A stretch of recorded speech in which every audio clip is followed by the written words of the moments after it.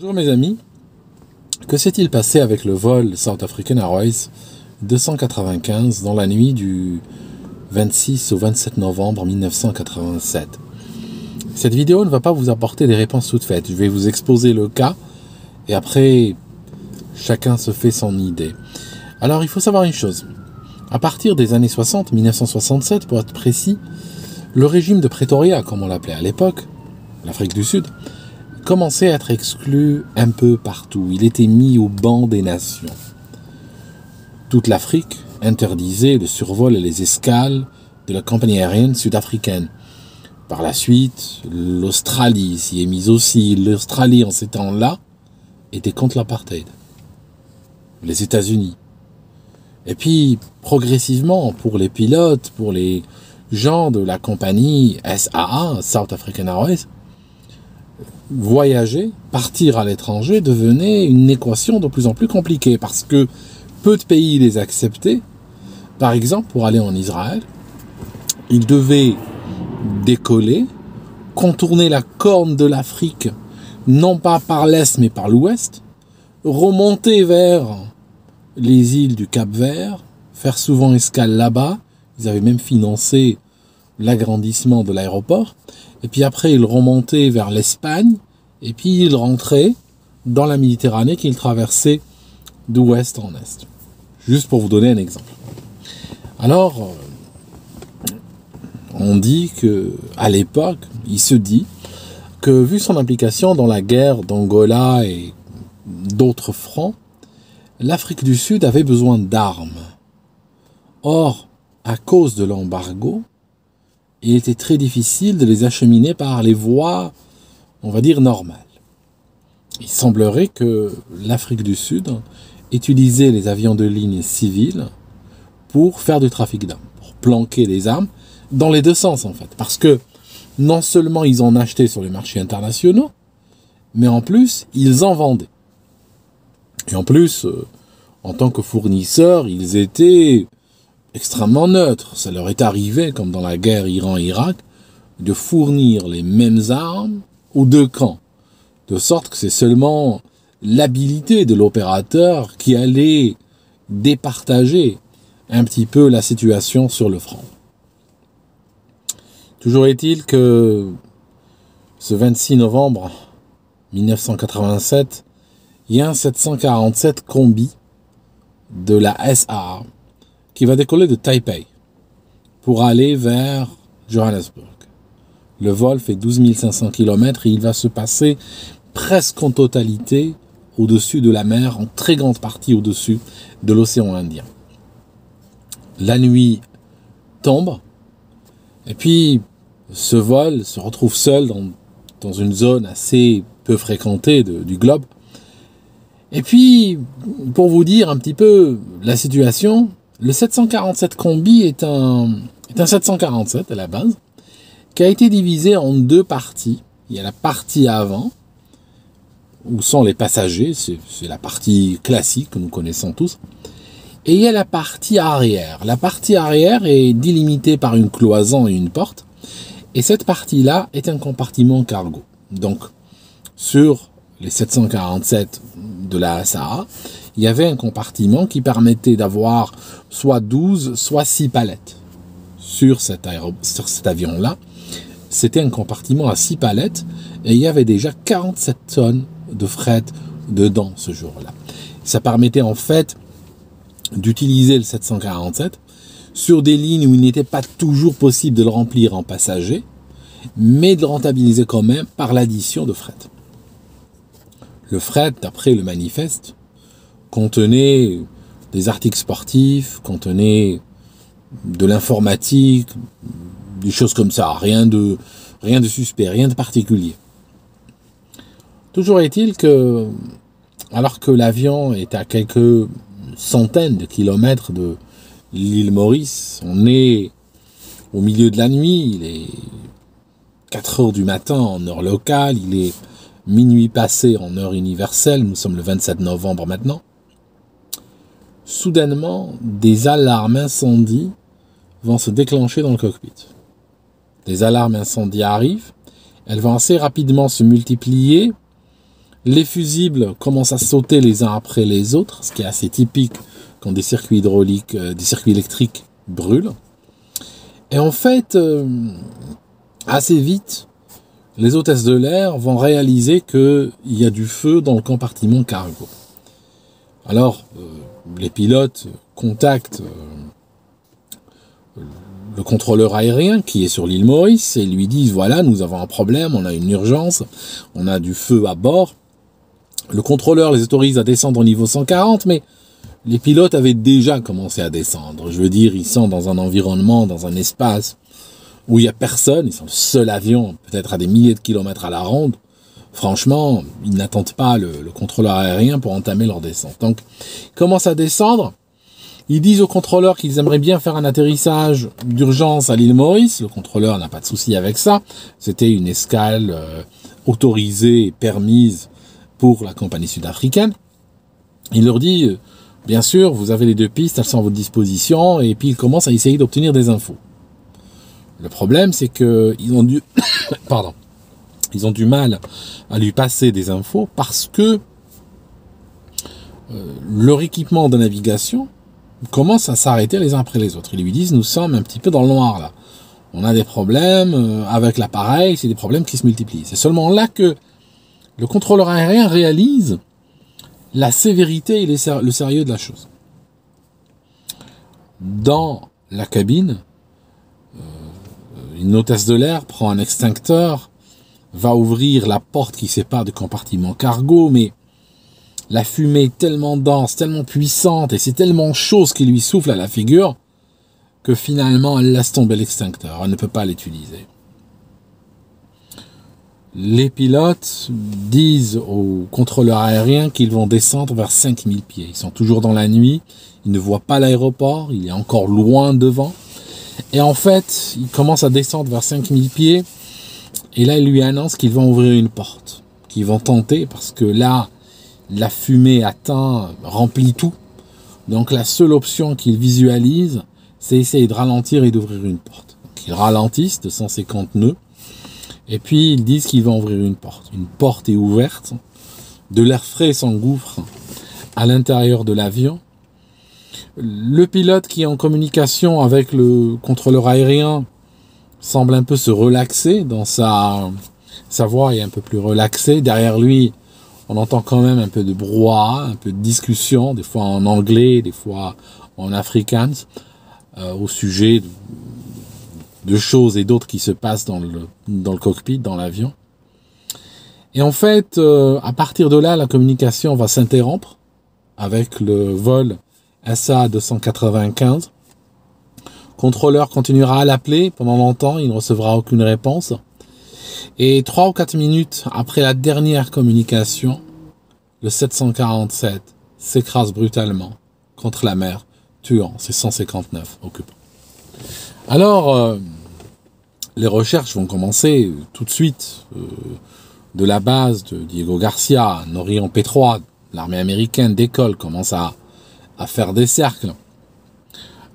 Par la suite, des bateaux commencent à aller affluer dans la région, dans l'endroit présomptif où l'appareil avait disparu. Ils vont mettre 9 heures pour commencer à trouver les premiers débris flottants. Au départ, ils ont eu du mal parce que le pilote, comme il était un petit peu perdu, comme ses instruments ne fonctionnaient pas, avait donné au contrôleur aérien une position qui n'était pas complètement correcte. C'est pour ça qu'ils ont mis un peu de temps à trouver l'appareil. Ils ont trouvé des débris flottants pour commencer. Ils ont trouvé quelques corps, ils ont trouvé 8 personnes intactes. Ils ont trouvé des objets flottants, des nappes de carburant qui flottent à la surface de l'eau. Mais le reste était en profondeur. À cet endroit-là, il y avait une profondeur de 4400 mètres. Alors immédiatement, on commença à soupçonner la compagnie South African Airlines d'avoir transporté un cargo dangereux dans l'avion. Il faut savoir que les pays qui sont en guerre, qui sont sous pression, qui sont aux abois, et obtenir des armes devient pour eux quelque chose de vital, sont prêts à tout pour contourner les embargos. Regardez les British, 1915, nous sommes en plein Première Guerre mondiale.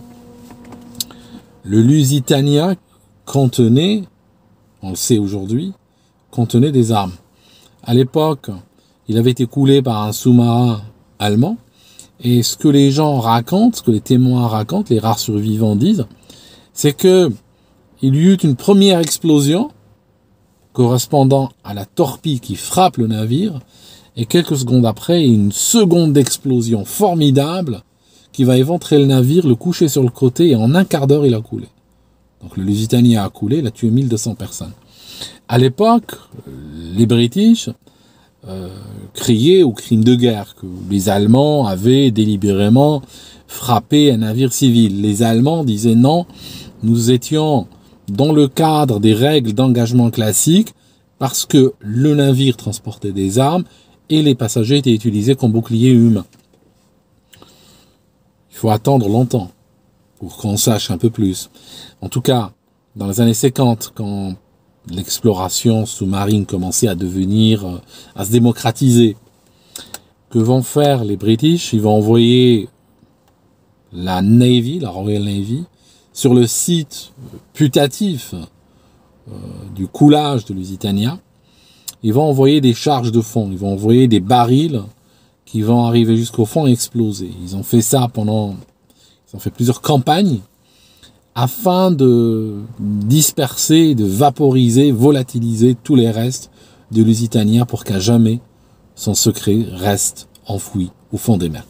Il faut attendre 2007-2008 pour que des explorateurs reviennent sur le site et trouvent des millions de cartouches de calibre 303. Des millions de cartouches étaient là, qui se déversaient dans les fonds marins, ce qui correspond à ce qui est resté, à ce qui n'a pas été enfoui, à ce qui n'a pas été rangé par la rouille, à ce qui n'a pas explosé le jour même de l'incident. Et donc, effectivement, le Lusitania transportait de l'armement, transportait de manière frauduleuse sur un cargo civil, on avait planqué de l'armement. Donc, si vous voulez, c'est quelque chose que faisait allègrement la compagnie sud-africaine. Alors, l'enquête va s'avérer très difficile dans un contexte où il y a eu beaucoup de tensions. Des gens commençaient même à s'attaquer aux agences de la SAA un peu partout dans le monde. Des agences ont été mises à sac, vandalisées, brûlées. Et puis, l'enquête a eu du mal à aboutir parce que tout simplement, si vous regardez, ils ont mis au départ des efforts internationaux, sont arrivés sur place, des Américains et autres, des Européens sont arrivés sur place pour aider. Mais la profondeur étant 4400 mètres, plus que le Titanic, je crois qu'il est vers 3800 mètres, avait du mal à trouver quoi que ce soit, avait du mal à, mis à part ce qui flottait, eux ce qu'ils voulaient c'était les boîtes noires. Mais les boîtes noires en dumping, qui a une portée d'à peu près 4000 mètres, ça veut dire qu'il fallait être à 400 mètres sous l'eau déjà pour avoir une chance de le percevoir. Et après des recherches, les batteries du CVR et du DFDR, donc les boîtes noires, se sont arrêtées, se sont tues, et la recherche a continué au sonar. Ça veut dire qu'ils ont utilisé un sonar pour continuer à chercher, et il a fallu à peu près 1 an pour que soudain, la caméra d'un sous-marin de poche montre une image avec les chiffres 7, 4, 7 écrits dessus. Un bout de métal tordu avec le modèle de l'avion imprimé dessus. Ils venaient de localiser le plus gros de l'épave. Un peu plus tard, ils ont trouvé le train d'atterrissage. Le train d'atterrissage en coulant, il a fait croire, une fois que vers les 130 mètres de profondeur, une fois que la pression de l'eau devient supérieure à la pression de l'air, le pneu va s'écraser et l'eau va rentrer à l'intérieur et il va se remplir d'eau et il va continuer à couler de plus belle. Ils ont trouvé le train d'atterrissage et après, ils ont fait des analyses de champs de débris. Ça veut dire qu'ils ont réalisé la chose suivante. Ils ont réalisé que si on jette des débris à la surface de l'eau, surtout quand, sur un endroit aussi profond, 4400 mètres, je disais, ces débris vont descendre à des vitesses variables en fonction de leur densité. Ça veut dire quoi? Ça veut dire qu'un moteur va tomber verticalement, littéralement. Il ne sera pas trop perturbé par les courants. Il tombera vite et verticalement. Ça veut dire que le moteur sera pratiquement à la verticale du lieu d'impact. Des bouteilles en verre et des objets en plastique et tout ça vont tomber plus lentement en dérivant. Donc on les retrouvera un peu plus loin, sur le sable. Et les objets les plus légers, comme du papier, des choses comme ça, et du tissu et des choses comme ça, on va les retrouver encore plus loin, parce qu'ils vont mettre peut-être même des heures à tomber. De sorte que ils ont imaginé un champ de débris filtré au fond de l'eau. C'est exactement ce qu'ils ont trouvé. C'est-à-dire, lorsqu'ils ont commencé à faire leurs recherches, ils ont trouvé que par densité, les objets étaient filtrés et triés au fond de l'eau.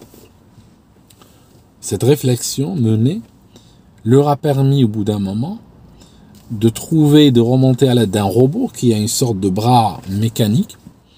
Ils ont remonté une boîte noire. Donc la boîte noire a été retrouvée et remontée.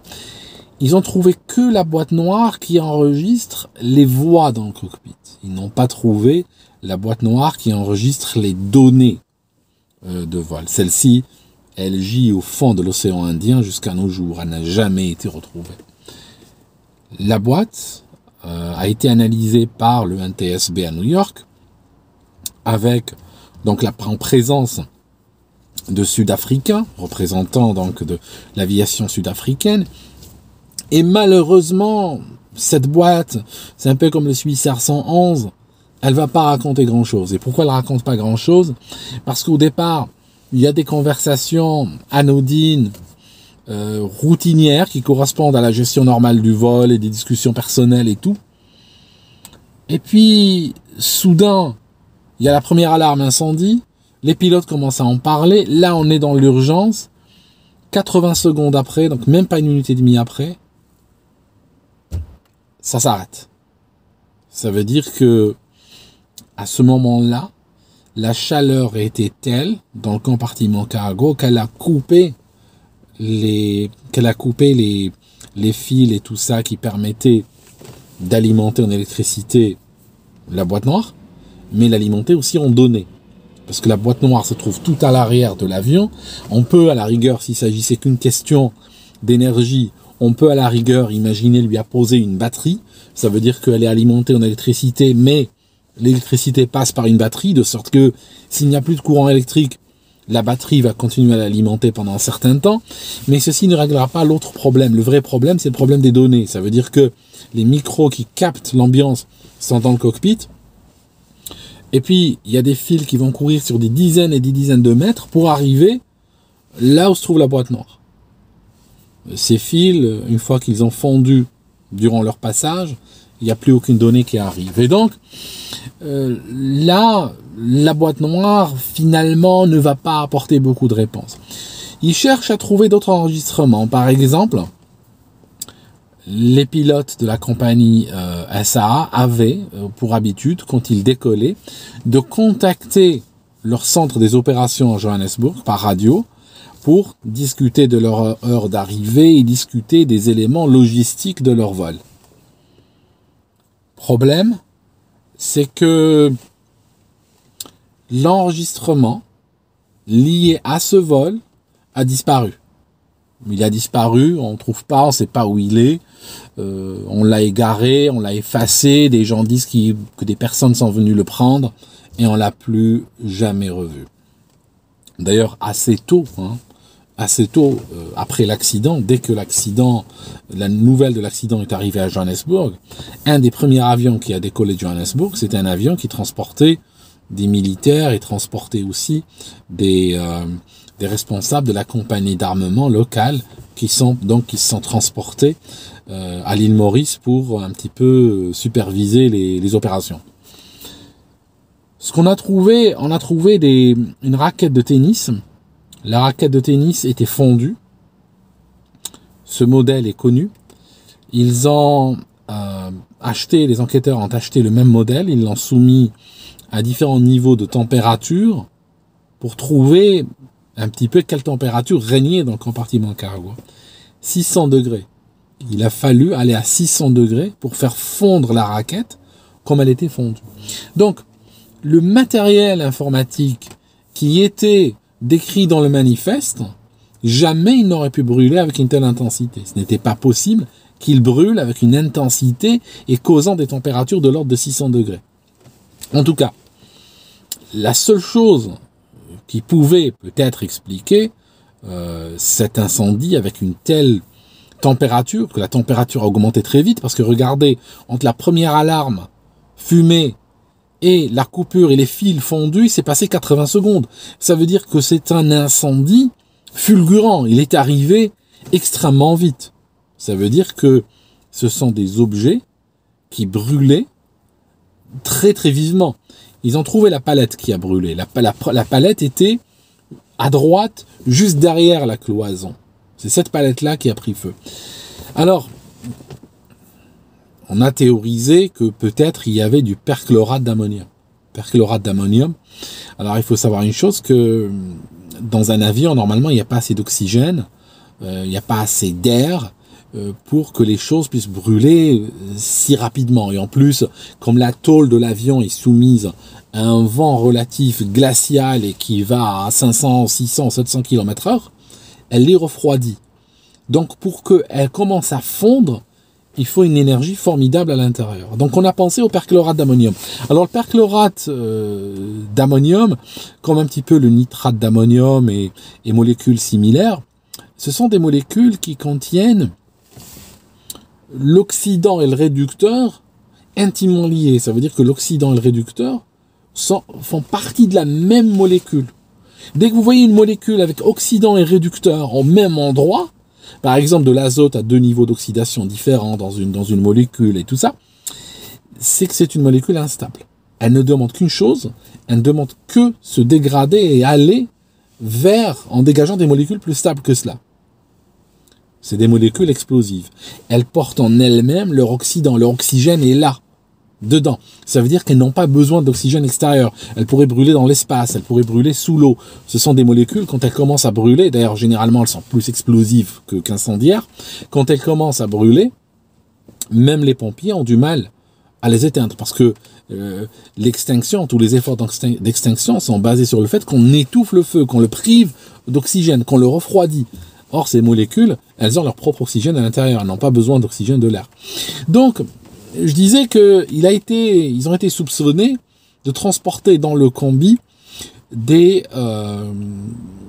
produits chimiques liés à l'industrie de l'armement qui ont pris feu.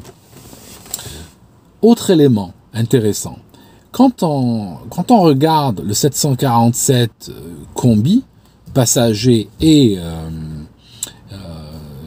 fret, on regarde qu'il y a des règles de certification très particulières à ce type d'avion. Un des éléments de certification dit que le constructeur doit démontrer que lorsqu'on ouvre la porte séparant le compartiment passager du compartiment cargo, s'il y a un incendie et des fumées toxiques, nocives, le constructeur doit pouvoir démontrer que elles ne peuvent pas refluer vers le compartiment passager. Boeing avait réglé la question en créant une surpression. Ça veut dire que le système de conditionnement d'air soufflait plus d'air dans le compartiment passager que dans le compartiment cargo, de sorte qu'il y avait une légère surpression en faveur du compartiment passager, et ceci faisait que lorsqu'on ouvrait la porte cargo, l'air allait plutôt dans le sens passager-cargo qu'à l'inverse. Pour démontrer à la FAA cet élément de certification, Boeing, voici ce qu'ils ont fait. Ils ont pris un avion combi, dans le compartiment fret, ils ont pris une boîte, ils l'ont remplie de feuilles de tabac qu'ils ont allumées. La fumée de tabac a commencé à remplir le compartiment cargo, et quand ils ont ouvert la porte, on voit que cette fumée n'arrive pas à refluer. Ceci est une arnaque complète. C'est une arnaque totale, comme le sont souvent ces éléments de certification. Ça veut dire que l'élément de certification, tel qu'on le voit dans la loi, il est valable, il est pertinent. Sauf que parfois, sa validation sur le terrain est un tour de passe-passe en réalité. Et il n'est pas validé. Pourquoi?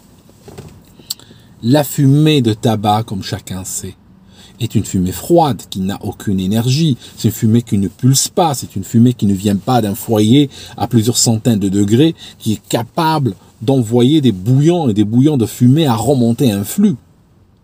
Donc, la fumée de cigarette utilisée dans ce contexte n'était pas démonstrative de ce point-là de la réglementation. C'était une arnaque totale. Et que la FAA, que l'inspecteur de la FAA dise « Ah oui, je suis satisfait et signe », c'est une véritable catastrophe qui montre parfois la collusion entre la FAA et les constructeurs. Jamais la FAA n'aurait dû accepter cette démonstration comme valide.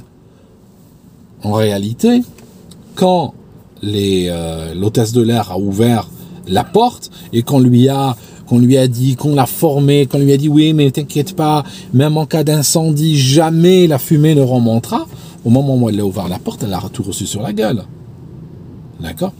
D'ailleurs, on a trouvé des passagers avec 60% de monoxyde de carbone dans le sang, sachant que quelques dixièmes de pourcent tuent. Là, on parle de 66%. Il y a eu beaucoup de passagers qui sont morts bien avant le crash, bien avant l'impact avec la mer, tellement l'air était irrespirable dans cet endroit-là. Ça veut dire que le 747, qui est hyper volumineux, s'est retrouvé privé d'air en très très peu de temps et envahi de fumée toxique. La checklist également qui a été utilisée par les pilotes correspondant à la fumée dans la cabine, c'est une checklist qui va inciter les pilotes à déclencher des sortes de soufflantes de recirculation d'air dans la cabine. Ces soufflantes prennent l'air dans les compartiments passagers, mais le prennent aussi dans le compartiment de fret. Ça veut dire que ces soufflantes peuvent prendre de la fumée là où elle est le plus concentrée au niveau de l'incendie, et elles vont aller la cracher en dessous des sièges et par les plafonds et tout ça, et envahir tout l'espace. Voilà. Toujours est-il que il y eut énormément d'enquêtes, beaucoup d'enquêtes, même après le collapse du régime de Pretoria. D'autres enquêtes ont eu lieu, mais jamais on ne trouvera, il y a eu beaucoup de théories, mais jamais on trouvera vraiment le fin mot de cette histoire. Ma conviction est que probablement il y avait de l'armement qui a été transporté, ou des matières premières pour fabriquer de l'armement, ou des propulseurs de missiles, voire des missiles et tout ça, qui étaient transportés sous un faux manifeste classique, et que à un moment donné ça a pris feu. Voilà, vibration, mauvais emballage, ça a pris feu, et à partir de là c'était réglé. Il y a une théorie qui dit que potentiellement le feu serait déclenché très tôt durant le vol, mais que les pilotes ont réussi à l'éteindre et parler à leur opération à Johannesburg en leur disant écoutez, on a eu un petit feu là, et c'est peut-être pour ça que l'enregistrement a été escamoté, parce que les pilotes parlaient de quelque chose dans ce sens, et que plus tard on leur a dit de continuer le vol, et que plus tard ça s'est redéclenché une deuxième fois, mais cette fois-ci ça a dépassé les proportions initiales, et voilà. Tout est possible. En tout cas, la veuve du pilote a déclaré à un moment donné dans sa vie que son mari était des fois inquiet, que des fois on le forçait à faire des choses, qu'on le forçait à fermer les yeux et à transporter des trucs dangereux qu'il ne voulait pas transporter. Voilà. Elle a dit ça, donc il avait exprimé en privé des inquiétudes, et puis finalement un jour ces inquiétudes se sont matérialisées dans des circonstances qui n'ont pas permis un atterrissage d'urgence à temps. En tout cas, merci mes amis d'avoir suivi cette vidéo, et puis on se verra dans un autre opus de Aldostérone Aviation. À très bientôt.